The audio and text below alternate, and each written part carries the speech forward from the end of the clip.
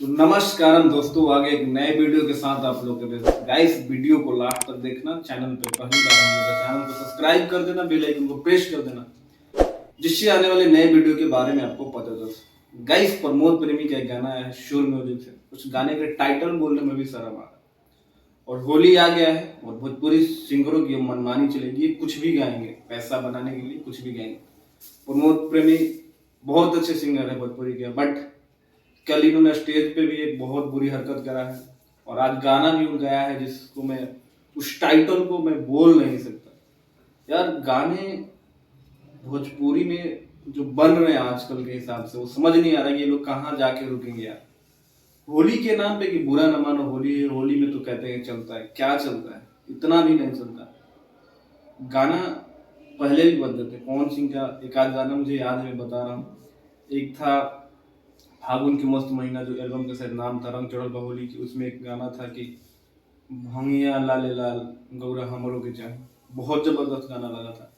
एक गाना है पवन सिंह का कि होली के रंग में रंगा जाई तू राधा, जमुना के तीर तनी आ जाई तू।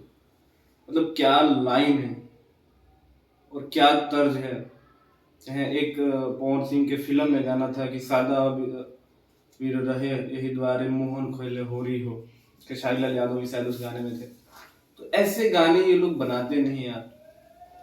आजकल खाली मतलब डबल मीनिंग का तो भरमार कर दिया इन लोगों ने, और गाना कुछ भी बना दे रहे, होली के नाम पे कुछ भी बना दे रहे। पता नहीं इनके मुंह से निकल कैसे जाता है। ठीक है भैया, पब्लिक का डिमांड है, लेकिन डिमांड इतना भी नहीं है कि तुम कुछ भी गा दो। पब्लिक तो ये डिमांड नहीं करती कि ये गाओ वो गाओ। तुम पब्लिक से पोल करो, फिर पता चले ना कि क्या चाहती है पब्लिक।